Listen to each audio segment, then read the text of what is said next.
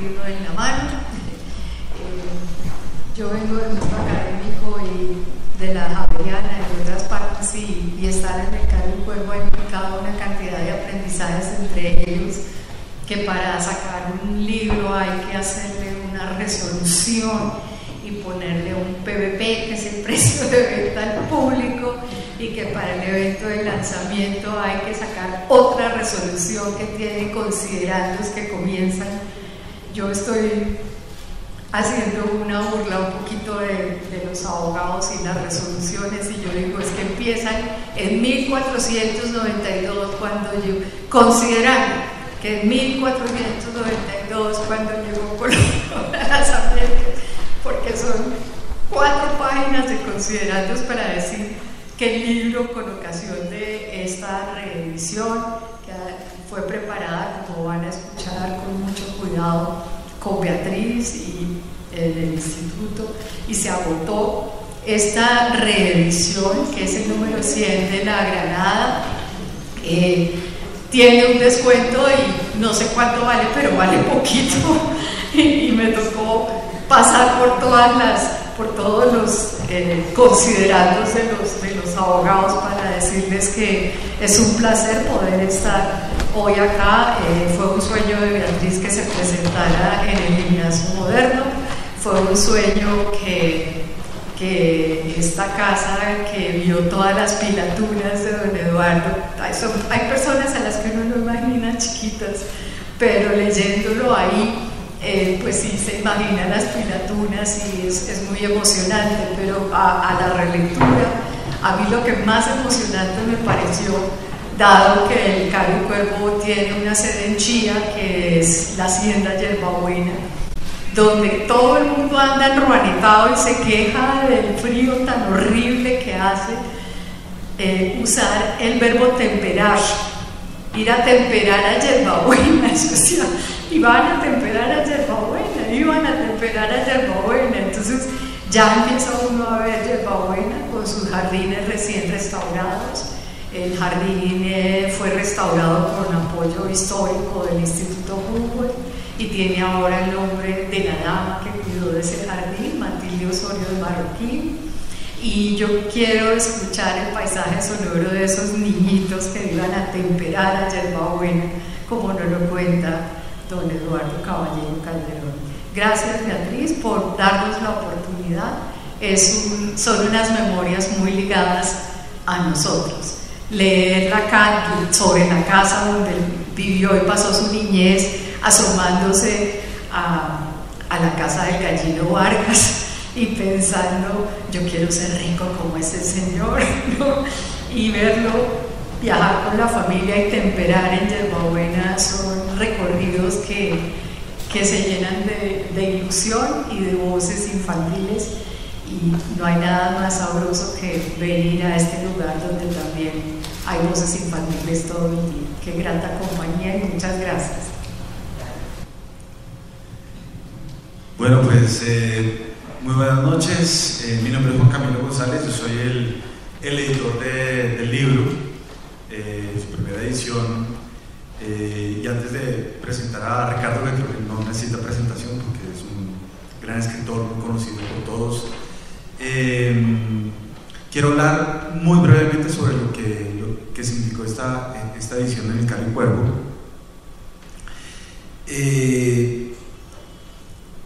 Cuando me dijeron que Beatriz Caballero iba a ir al instituto a presentarnos un proyecto editorial, yo fui a la biblioteca de mi casa y quisiera como personalizar esto porque creo que es un libro entrañable, y cada vez que hablo de este libro las personas siempre tienen una memoria asociada muy personal sobre este libro.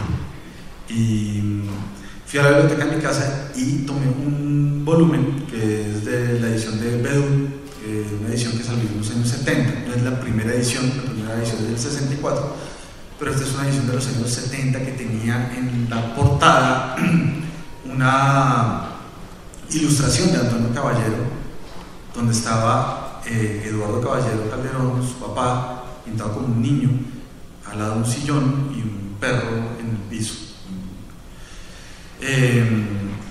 Lo que pasaba era que esta edición venía de mucho antes, no era mía, yo la había robado. La había robado de una biblioteca familiar que hay en una finca que queda en el valle del río Teusaca, que era donde yo me había ido a vivir. En un momento de mi vida decidí con mi esposa que nos íbamos a vivir al campo. Y cuando llegamos al campo, nos tocó el peor invierno de los últimos 50 años en Colombia. Básicamente no hacía sino llover y había mucho barro. Y esas noches de lluvia decimos que vamos a leer en voz alta algo que haya en la biblioteca. Entonces fuimos a la biblioteca familiar y allá encontramos este ejemplar y empezamos a leerlo en voz alta durante varias noches. Y nos destornillábamos de la risa con el libro. Una cosa muy especial, de verdad muy especial. Y este libro tenía una particularidad, y era que en la portada algún gracioso le había pintado unas barbas al niño. Entonces pues me da mucha pena con Beatriz pues mostrarle ese libro que estaba como intervenido, digamos, ¿no? Entonces ella llegó al instituto y se sentó y se presentó y me dijo: tengo los derechos que van a liberar en Panamericana de un libro de mi papá que se llama Memorias Infantiles. Entonces empezó a contarme la historia del libro y yo le dije: pare, tengo este libro que es el que yo le traía como propuesta. Y entonces ella vio la carátula y dijo: eso me recuerda que en Tipacoque hubo un desfile cuando Eduardo Caballero Calderón fue alcalde de Tipacoque, fue el primer alcalde de Tipacoque, y uno de los niños se había disfrazado de él y tenía puestas estas barbas y un vaso de whisky. Entonces creo que esa historia ya nos conectó para decir: sí, ese es el libro que tenemos que hacer y lo vamos a hacer con todas las de la ley.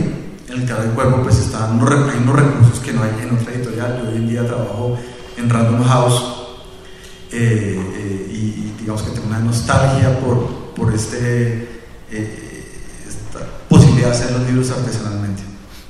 Entonces dijimos, ya habíamos tenido un antecedente que era el libro que le publicamos a Cobo Borda, que se llamaba Papeles Americanos, donde habíamos usado una tela que es de un urdido muy simple, que es la madreselva, y de esta tela habíamos hecho la portada de madreselva y habíamos estampado en caliente el símbolo de la granada entreabierta, que había sido la edición de Cobo Borda, la 99, pero para la 100 queríamos hacer algo muy especial, y como era Memorias Infantiles, que era el libro de mis afectos absolutamente, nos fuimos con toda. Entonces teñimos la madreselva.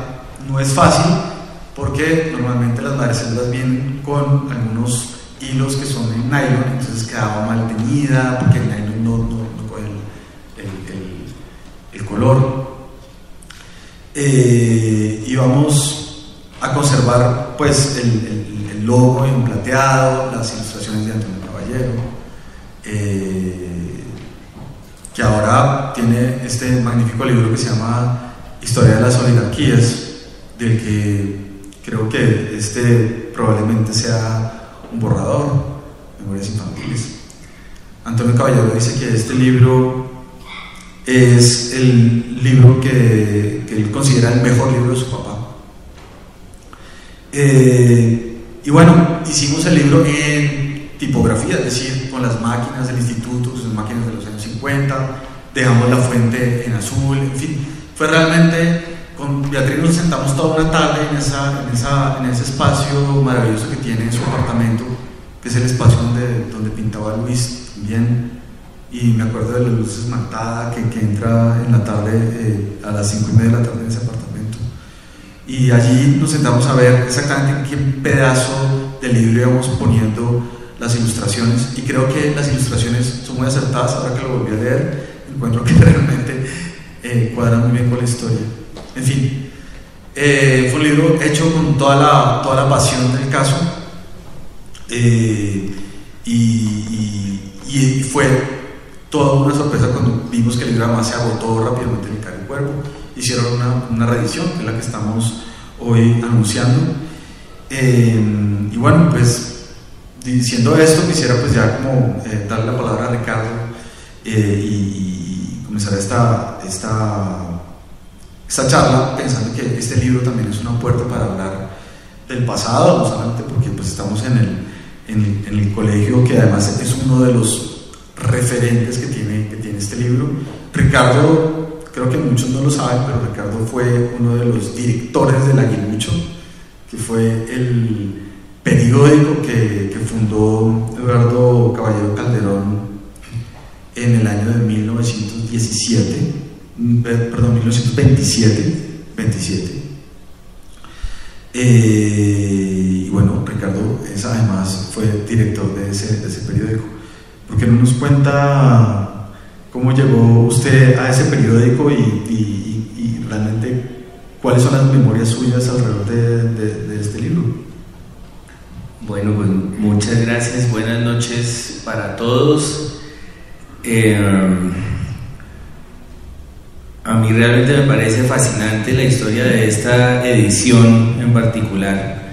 Me parece que el trabajo de Juan Camilo y de la editorial y el Caro y Cuervo en general es precioso, y me parece que es la edición que le hace justicia a este libro, que me parece extraordinario.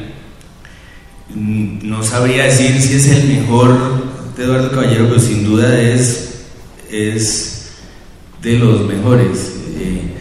Me parece además que si uno sigue la trayectoria, si sigue los libros que vienen antes, las historias de la violencia, todas contundentes, todas con un oído magnífico y con una vocación a documentar su tiempo, el Cristo de Espaldas o Manuel Pacho o Siervo sin Tierra.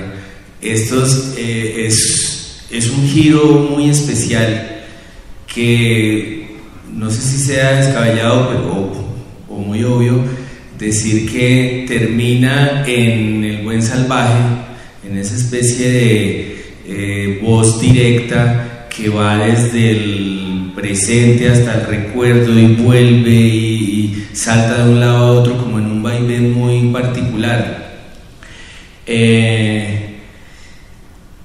Pero la pregunta no era esa, era sobre los recuerdos con el libro o sobre sobre el momento en el que usted el Aguilucho, claro. Pues yo fui director del Aguilucho en el 93 y fue el año en que murió Eduardo Caballero. Entonces, como director del Aguilucho estuve en el entierro, y puedo decir que así como era un escritor fundamental y así se enseñaba en el colegio, también era una figura muy importante porque ha fundado el Aguilucho en el colegio. Tenía ese como aura especial. Si uno lee el primer editorial del Aguilucho, es un editorial escrito maravillosamente, y es una primera edición. Beatriz quiere decir algo, pero yo creo que es negativo lo que va a decir. Que mamá siempre decía que él fundó el Aguilucho en oposición al colegio, no sí. Es la revista, el órgano de difusión del colegio, sino que era una revista de oposición de los muchachos de sexo. Y en el año 93 era... No, eso es mentira. Yo quiero aquí dejar en claro se volvieron gobernistas. No, eso es mentira. Se volvió... No, eso no. Era como el tiempo del moderno. No es verdad. El Aguilucho en mi año y en el año anterior era una revista independiente, que además se financiaba independiente, no tenía ayuda del colegio de plata. Uno se buscaba las publicidades de unas maneras muy tristes además, y las conseguía. Y sí era crítica del colegio. Yo creo que conservaba ese espíritu que era la idea. Era una revista en En un principio mucho más frecuente, y luego cuando ya en el año 93 salía cada 6 meses, y sí tenía un problema, que era que la segunda edición del año estaba cruzada con anuario, entonces perdía un poco la cosa periodística, me parece. Pero bueno, en todo caso era, digamos, la figura principal para cualquiera del colegio que se quisiera dedicar a escribir. Y sus libros también estaban entre los que se leían con frecuencia y como con la certeza de su importancia. Este libro yo lo leí mucho después, cuando ya empecé a completar las lecturas de Caballero Calderón, incluso por recomendaciones de Beatriz, y realmente me parece que es fascinante de leer. Yo creo que ahí hay un oído especial, ahí está la vocación del autor a documentar su tiempo, claramente, pero aquí hay algo particular que incluso parece más literario que las novelas, y es que se arriesga me parece que él siempre tiende a reivindicar la ternura de alguna manera, pero aquí hay una voz poética muy especial, mucho menos, entre comillas, objetiva, o mucho menos dada a documentar lo que está pasando en la realidad, sino más cómoda con dejarse llevar por los recuerdos, incluso por las correcciones que puede hacerle la memoria a lo que sucedió. Entonces es bien particular, porque es como si lograra, como si arrancara escribiendo como un viejo, pero lograra establecer contacto con ese presente de la infancia. Hay momentos en los que a uno se le olvida que él ha arrancado diciendo: yo estoy aquí tratando de reconstruir mi infancia, y él logra revivirla, o como estar viviendo allí, y es muy impresionante ese efecto. Por supuesto, todo conducido por una voz que, como decía Juan Camilo, que me parece muy importante, nunca deja de tener humor. Yo no sé si es porque las fotos de él siempre son serias, salvo la de la portada en la que sale del libro de Beatriz, que se llama Mi papá y yo, que ahí sale más sonriente, pero en general él sale como serio y como con el ceño fruncido, y le da uno susto, que es un poco lo que pasa en general con los columnistas de prensa, que uno siente que todos están muy bravos y que mejor no encontrárselos. Pero hay mucho humor en todas estas novelas, incluso en Ciervo sin Tierra, Hermano El Pacho, en Cristo de Espaldas, hay mucho humor y mucho oído, mucha capacidad para reconstruir el lenguaje oral e insertarlo en los hallazgos literarios, y aquí sí que está presente. Y ahora que estoy hablando, parece que tuviera razón Antonio Caballero, que es la mejor de los libros. Pues es un libro en el que definitivamente hay mucho humor, como usted dice, es condescendiente con el pasado, es un libro lleno de ternura también por el pasado, y precisamente cuando él lo escribió estaba en París, y el libro comienza yéndose al barrio de la Candelaria, que era este momento en el que además mucha gente estaba migrando otra vez a la Candelaria. Había una nostalgia en ese momento de la gente como de volver a ese barrio tradicional, y es allí donde él se cruza con esta casa de la calle 12, a las espaldas queda la calle 13, y él casi que toca la entrada de esta casa y empieza a abrir ese hueco que es de la infancia. Y como usted dice, efectivamente existe la conciencia de todas maneras del adulto, pero él se logra conectar con la sensibilidad del niño. Y esto siempre me ha parecido también muy particular de la narración de este libro. hay puertas incluso que él no abre, porque él empieza a abrir la casa para los lectores. El primer capítulo es, claro, la entrada de, bueno, qué era lo que estaba pasando en ese momento en Colombia, y lo que estaba pasando pues era lo que estaba pasando afuera de Colombia. Las noticias llegaban, eran las noticias de la Primera Guerra Mundial. Entonces acá se transaban en grandes debates entre francófilos y germanófilos. Ese es uno de los temas del libro, sí, o de la novela, también podría decirse, es esa conversación política, que es sí, una familia que viene de la Guerra de los 1000 días. Claro. Y no sabía yo pues que a los germanófilos los trataban como los boches, los blancos, y a los franceses como los negros. Sí. Las noticias, por supuesto, todavía ni siquiera existía Marconi, no había telégrafos, entonces las noticias llegaban mucho después, y sin embargo pues esta gente así recapitulaba estas noticias que venían de afuera. Esta nostalgia que le da a Eduardo Caballero Calderón por escribir sobre lo que fue su infancia le llega a los 54 años. Nació en 1910, 64 cuando se publica la novela. Han pasado 54 años y es muy particular ver cómo alguien que ya ha escrito sobre estas grandes novelas, sobre la inequidad, sobre la lucha, novelas muy políticas, y él viniendo de una familia feudal, logró, digamos, funda una distancia con ellos, con estas oligarquías, y al final construye un relato que de alguna manera, digo yo, entraña un gesto que es de un pacto de conciliación. Yo siento que él se está conciliando también un poco con su mirada de la realidad. Y conciliar esa nueva mirada de la realidad es volver a la infancia, al paraíso de la infancia. El libro se lo dedica a Chispa, que es su hija, que es el paraíso perdido de su infancia.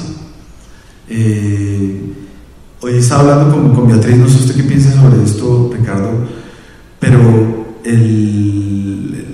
estaba hablando del paraíso de la infancia, de cómo se sale del paraíso de la infancia, que además es traumático en el libro, porque es la muerte de la abuela y es la muerte de la mamá la que hace pues que él salga de la infancia.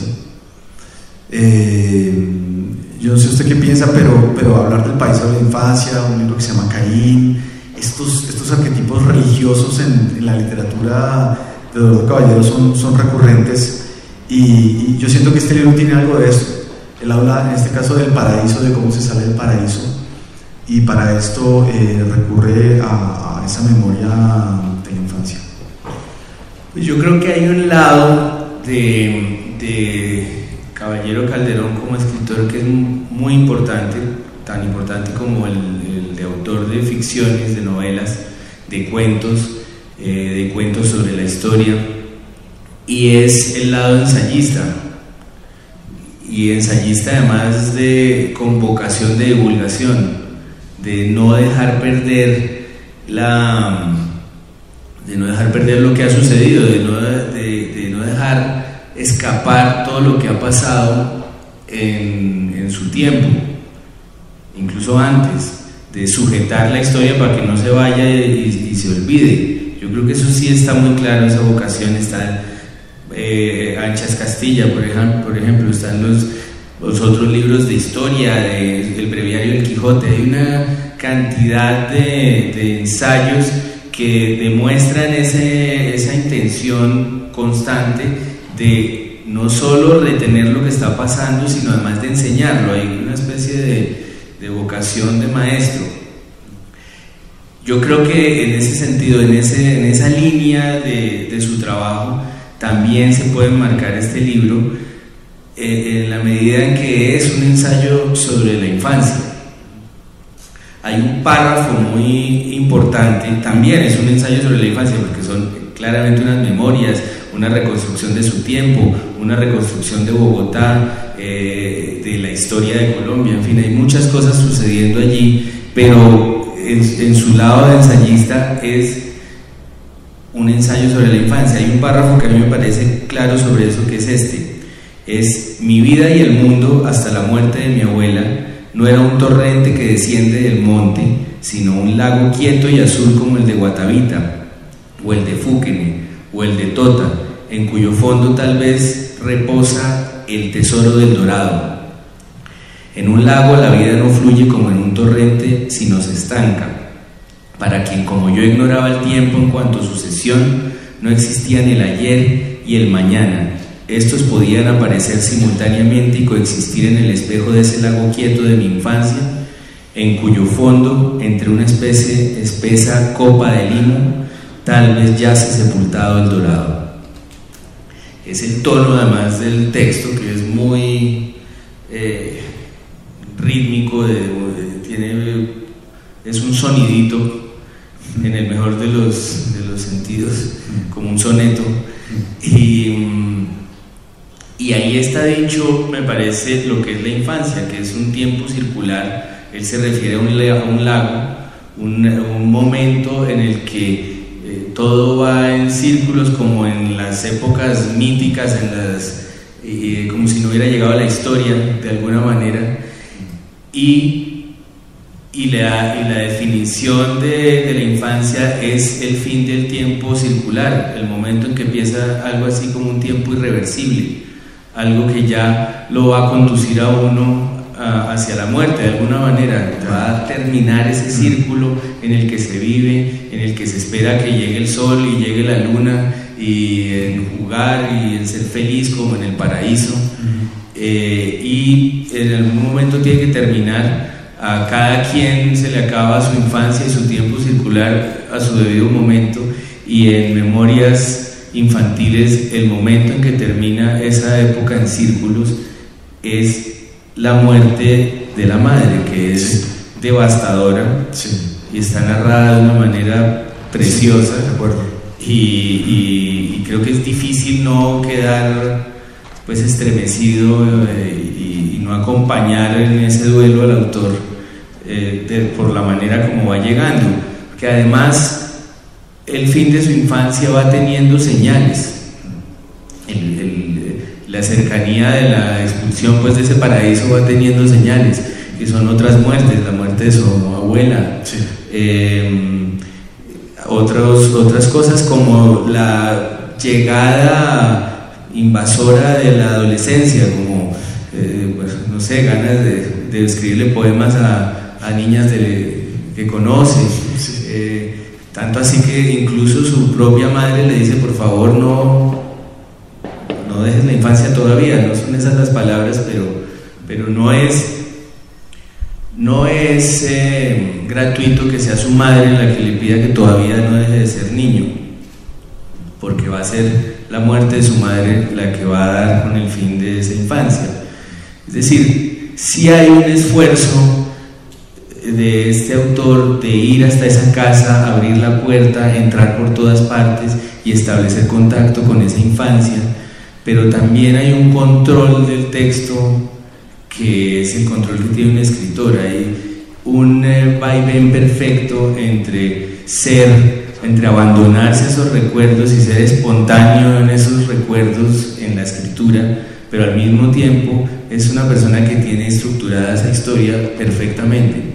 Es de los 6 a los 14 años, y es la historia de cómo la muerte de su madre dio por terminada su infancia. Me parece que esa es la estructura. Sí, ahora que habla de los círculos, yo siento que cuando él entra a esa casa se establecen 3 círculos. Hay un círculo que es el círculo de los curas que rodean a la abuela. Algunos están bastante locos, algunos son bastante lúcidos, los generales, los hombres de letra, los políticos.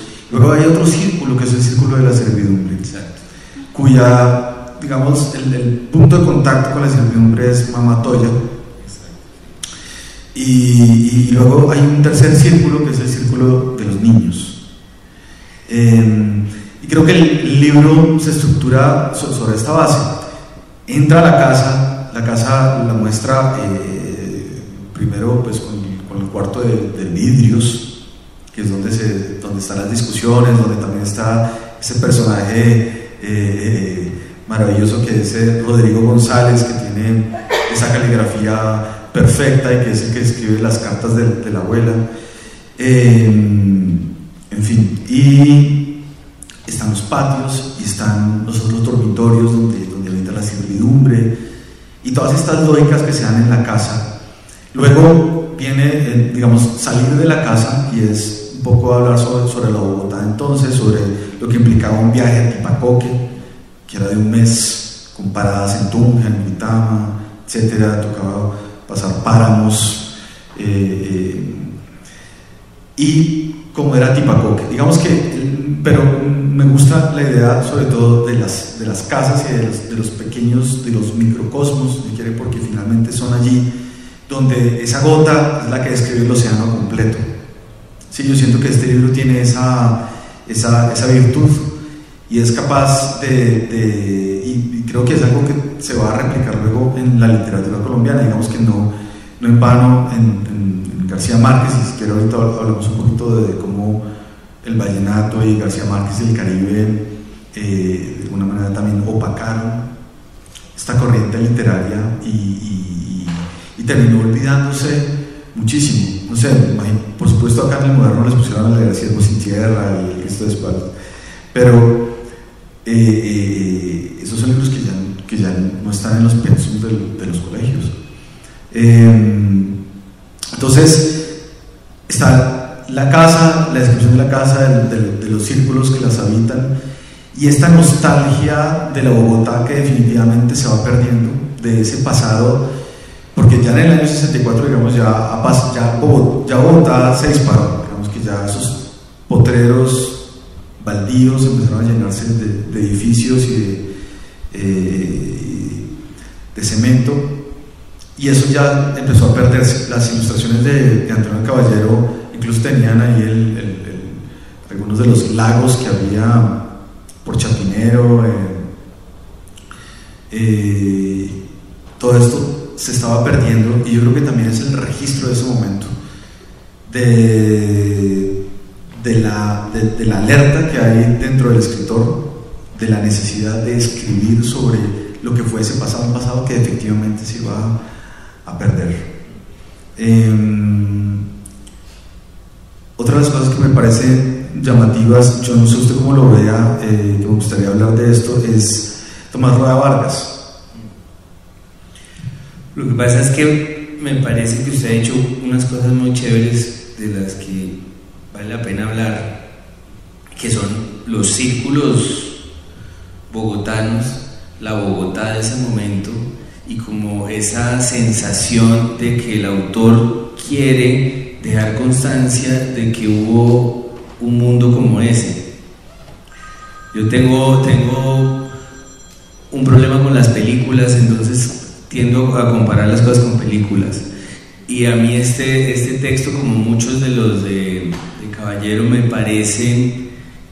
recuerda a una película que se llama La Gran Ilusión mucho, y otra, esa es una película francesa, y hay una película inglesa también que me gusta mucho, que se llama La vida y la muerte del coronel Blimp, y ambas tienen una cosa particular, y es que son protagonizadas por figuras a las que los está dejando la historia, es decir, tipos que tienen los valores de la época anterior. Y en el caso de estos dos personajes, de estas dos historias, que son historias de guerra, son personas que tratan de recordar que incluso la guerra tenía buenas maneras, tenía decoro y tenía honor y podía ser decente la guerra incluso. Esto me parece que tiene que ver con el instinto de este libro. Esta era una época, por ejemplo, el retrato de su padre es el de un general liberal en plena regeneración, pero un hombre que tiende a reivindicar a Colombia, como a las figuras colombianas, a encontrarles la bondad incluso a los líderes conservadores, a hablar bien de su mundo, a estar orgulloso de estar en ese país, a pesar de haber participado en la guerra, por ejemplo, de los 1000 días. Entonces hay algo de nobleza mayor y de esa Bogotá que sigue siendo muy colonial, la que describe. Sí, y es una Bogotá en la que todavía no se ha hecho, no sé, es una Bogotá que todavía tiene los sonidos del campo. El niño, en un pedazo, no sé si te lo recuerdas, se tiende en el patio de la casa, y él habla de cómo todavía los sonidos del campo prevalecían. Sí.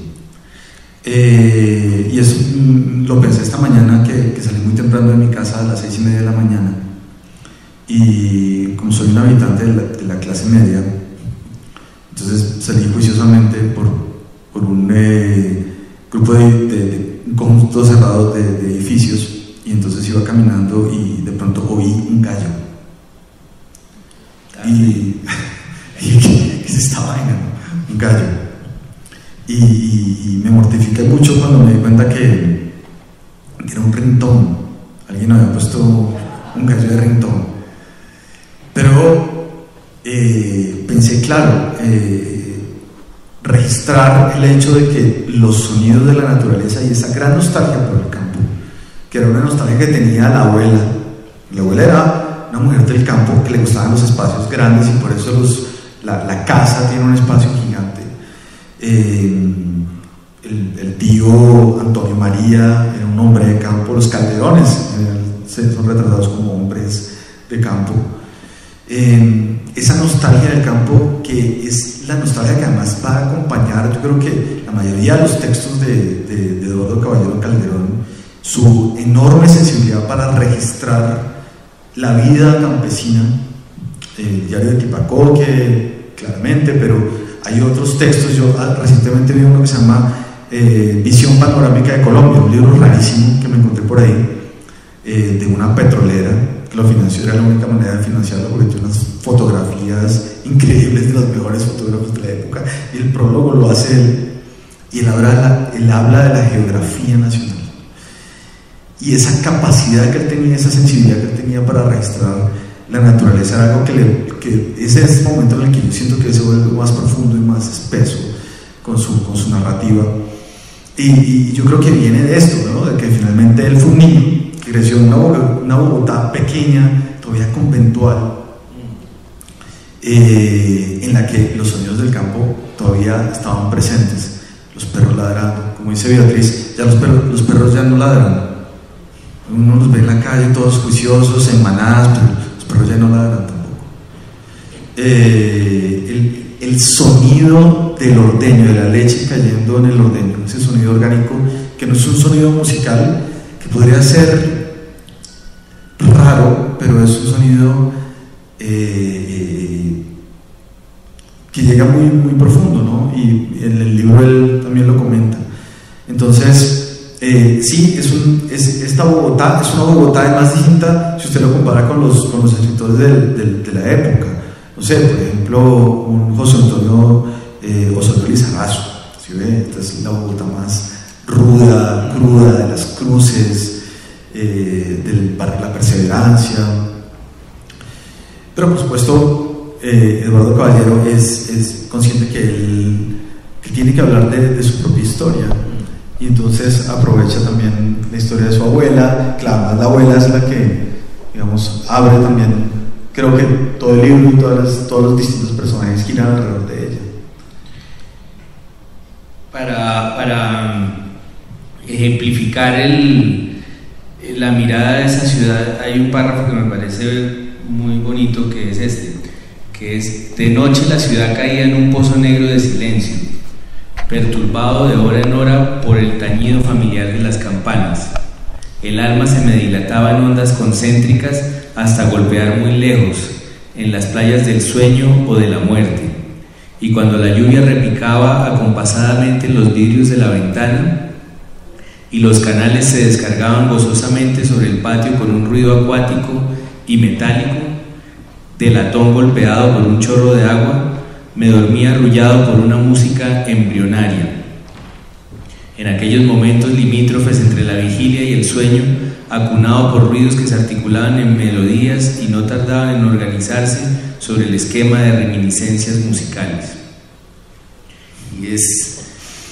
Y es ese silencio de esa Bogotá que sigue siendo colonial, que a esas horas solo tiene el sonido de las campanas, porque en general casi que solo se oyen las campanas cada tanto, de todas las iglesias que hay, además porque está lleno de iglesias esa Bogotá, que está sufriendo con el tranvía. Le hacían huelgas al tranvía todo el tiempo, porque además ya en ese momento es de una compañía gringa y había un grupo de bogotanos muy combativos que desde ese momento odiaban a los gringos hasta hoy,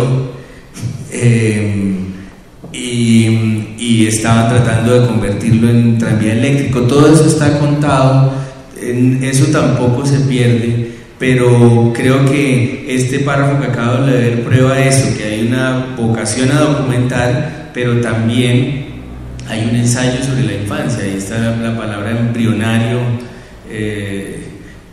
totalmente dentro de una oscuridad, y hay algo que se está diciendo ahí sobre nacer y sobre volver a nacer, que está muy bien logrado, me parece. Sí. Ahora, hablábamos de los grupos de bogotanos, sí, de las familias, de los abuelos, de los generales, de los curas, sí, de todo lo que se daba en esa época, y me parece que es especialmente claro que para él eran igual de importantes los miembros de lo que se podría llamar la servidumbre, digamos, sí, empezando por Mamá Toya, y creo que están pintados, y si no estoy mal, alcanza a decirlo, que fueron mucho mayor influencia, fueron más influyentes ellos que todos los demás, que su relación fue tan cercana, que fue la influencia principal, incluso más que los libros, sí, más que los autores, y eso me parece que conecta claramente con el resto de la obra, y es una clara intención, una clara sí, como disposición a estar escuchando todas las voces, sí, al mismo tiempo sin despreciar como usted decía, su propia experiencia, su propia vida, su lugar dentro de esa sociedad que era todavía más estratificada, si se puede decir así, sí, más brutal en sus divisiones, pero también hay cariño por todos, digamos, hay compasión por todos. Sí. Yo lo que siento un poco sobre esto es un paso adelante frente a lo que había de Tomás Rueda Vargas, que dice que la historia esta es la literatura que tiene Gutiérrez Girardot. Cuando usted la consulta o consulta el pedazo que tiene que ver con Tomás Rueda Vargas, él lo trata bastante mal. Gutiérrez Girardot era muy, digamos, era muy técnico para los insultos, era muy bueno. No solamente llegó el insulto a un arte, sino a una ciencia. Entonces, por ejemplo, él se refería a Tomás Rueda Vargas como un agrocatólico mariano rosarista. Y lo decía era porque, claro, primero Tomás Rueda Vargas fue un escritor que logró tener hasta 13 ediciones de un mismo libro. Fue el momento en el que realmente podemos empezar a hablar de una industria de la literatura en Colombia. Ahí fue el despegue, estoy hablando de Gutiérrez Girardot. Y los personajes de Tomás Rueda Vargas eran personajes que tendían a los mínimos conflictos. Entonces la servidumbre estaba feliz, bueno, no sé si feliz, pero por lo menos cómoda en su papel. El hombre don Juanesco, hacendatario, la mujer casta, bondadosa, etcétera. Estos eran los personajes que Tomás Rueda Vargas identificaba como fuerzas sociales y era lo que estaba, según Gutiérrez Curiardot, retratado en sus libros.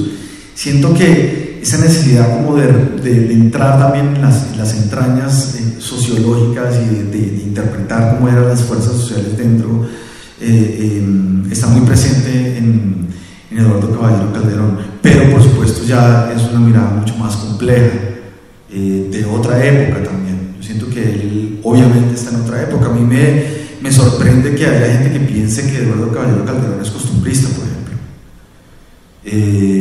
Me sorprende que la gente diga que algo es costumbrista como si fuera algo malo.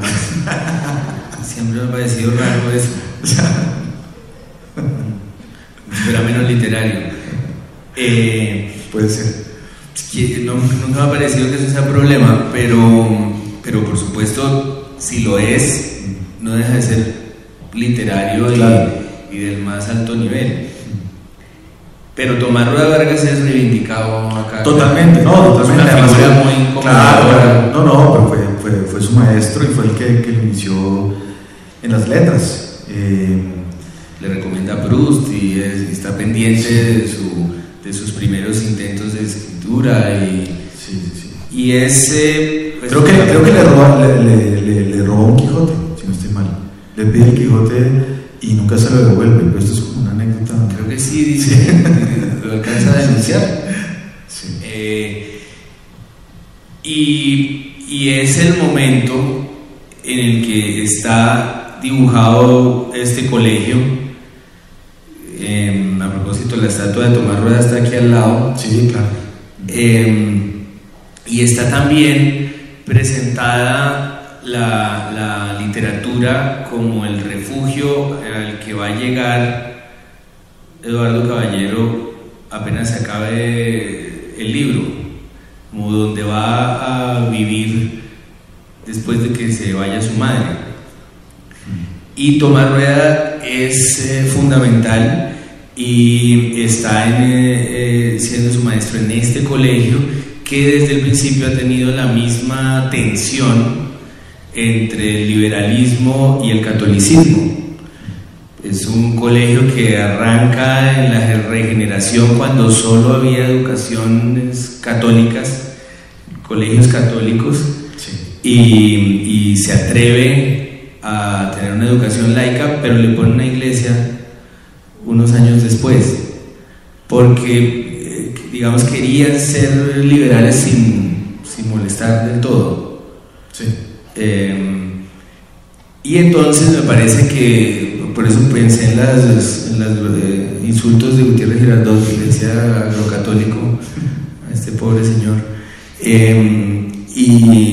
Y ahí está también pues lo que está describiéndose desde ese momento, es un pulso entre el liberalismo y el catolicismo que en el colegio me parece que no se ha resuelto nunca. Ya. Sí, y lo hace lo que es. Y en ese momento también es cuando llegan estos grandes profesores que menciona también el texto, este profesor francés que los llevaba a los cerros de Bogotá a hacer excursiones, cuya foto sí tenemos en las guardas del libro. Esta es una de las fotos bonitas que tiene esta edición, y al final tenemos una fotografía que nos cedió Beatriz de su álbum familiar con una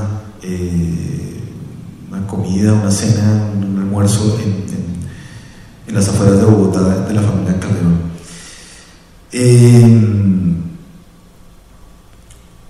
Hay momentos muy divertidos dentro del libro, momentos realmente muy divertidos. Yo no sé, hay un pedazo en el que la página 71, si no estoy mal, en la que están hablando precisamente de este personaje que es el secretario de la abuela,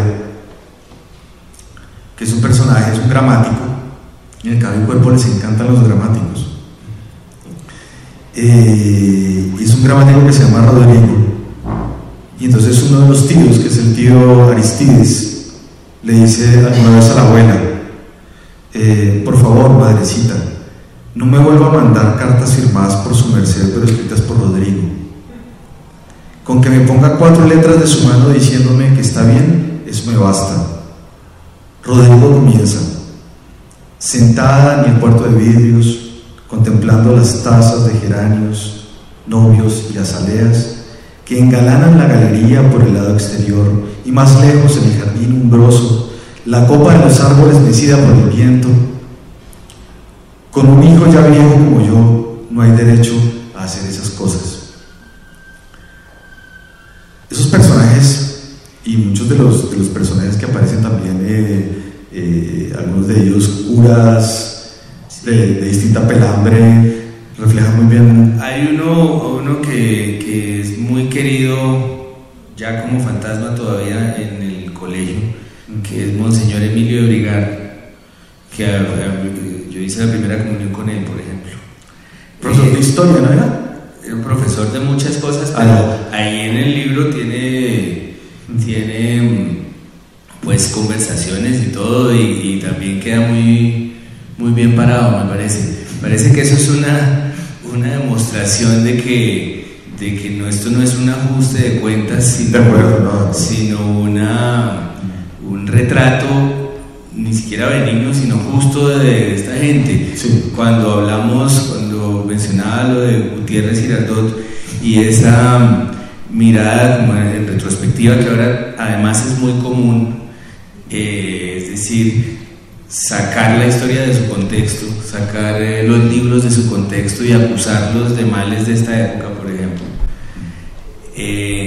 Estaba pensando eso, que todo este retrato de esa sociedad que hoy en día se leería de modo muy diferente, sacado de contexto, y pues es un retrato compasivo y noble en el sentido de esas películas que mencionaba, una especie de reconstrucción de esos valores y de esos puntos de vista, no pues diciendo que está bien que tenga que haber servidumbres, sino explicando de dónde venía eso y mostrando cómo era y viendo cómo eran todos y qué estaban viviendo todos en ese momento. Me parece que es una gran labor, sobre todo viniendo de alguien que había escrito desde el punto de vista de los campesinos, de los despojados,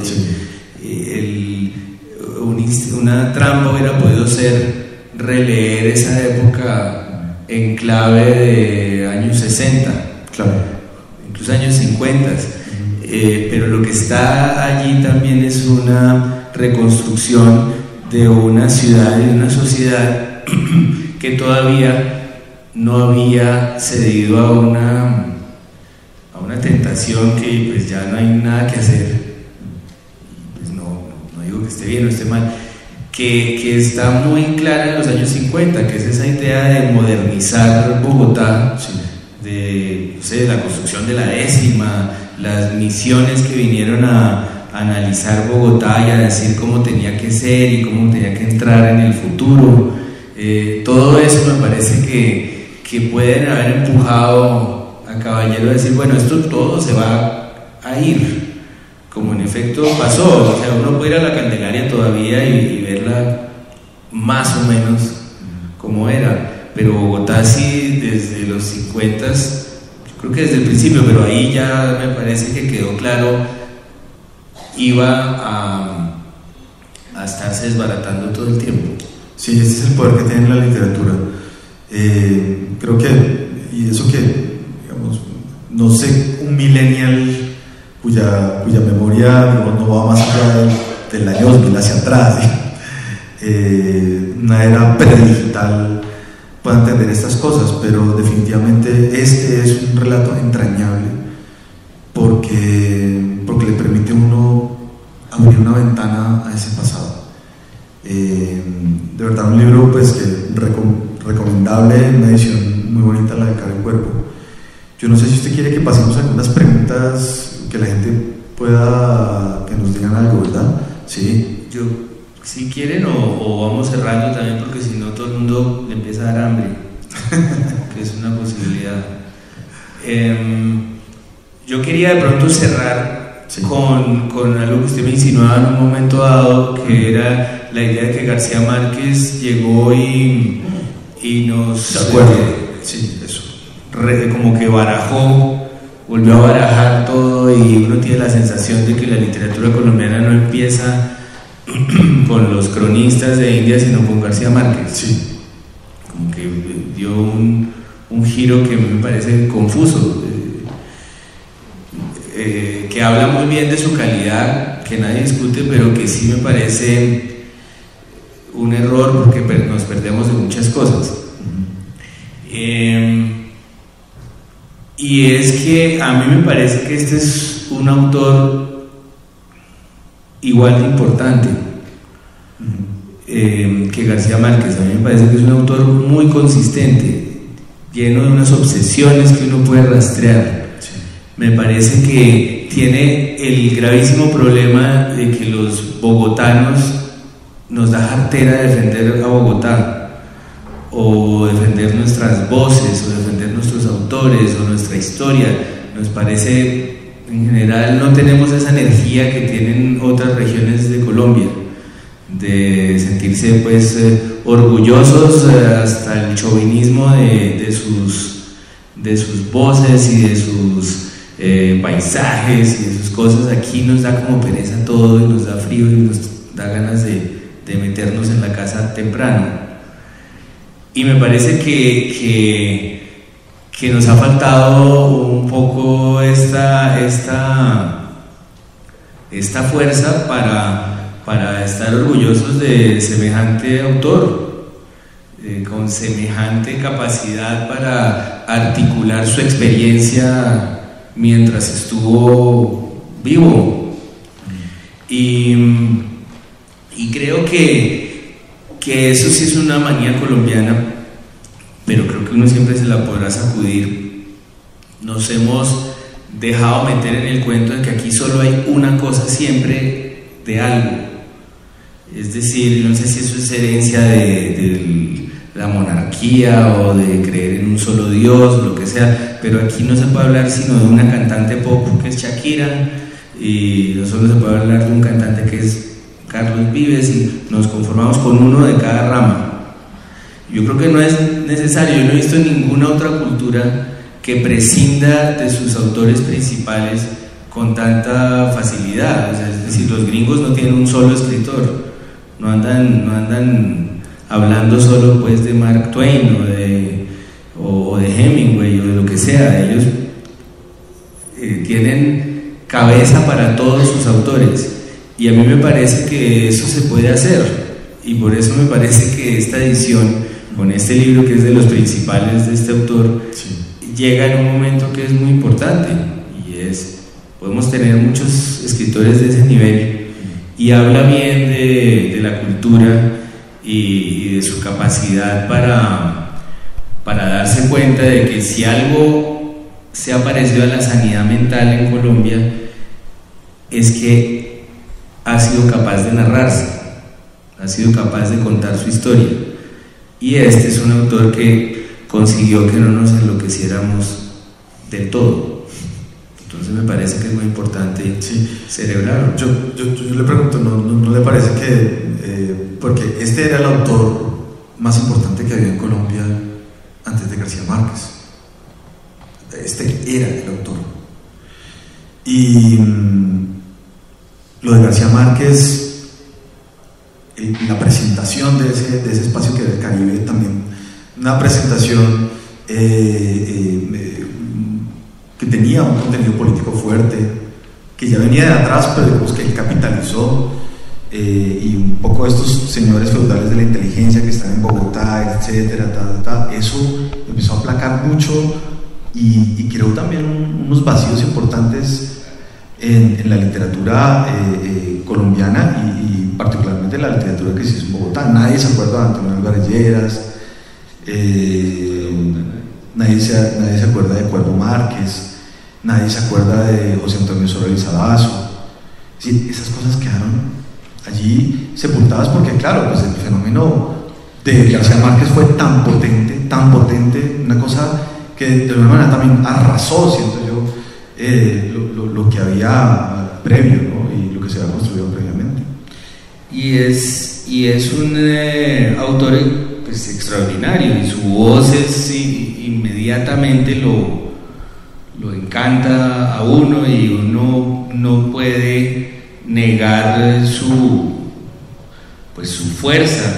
Es una bobada pelear con García Márquez, digamos, pero sí me parece que llegó en un momento en el que los medios de comunicación se volvieron masivos, la televisión se disparó, y me parece que fue el autor que escogieron los medios, y a los bogotanos les dio porque les fascinaba el vallenato, y entonces todos tenían como un pie en la costa, y les parecía chistosísimo ir al Festival Vallenato.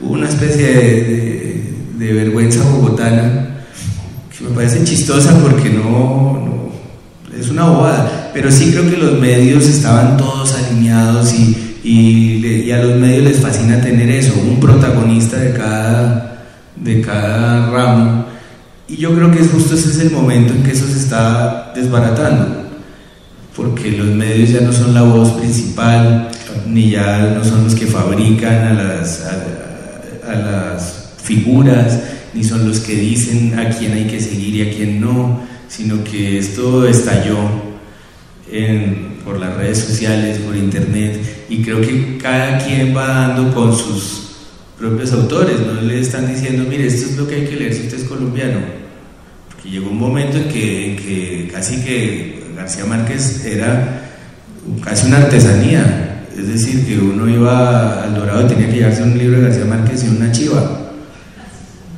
Se volvió eso lo único que había.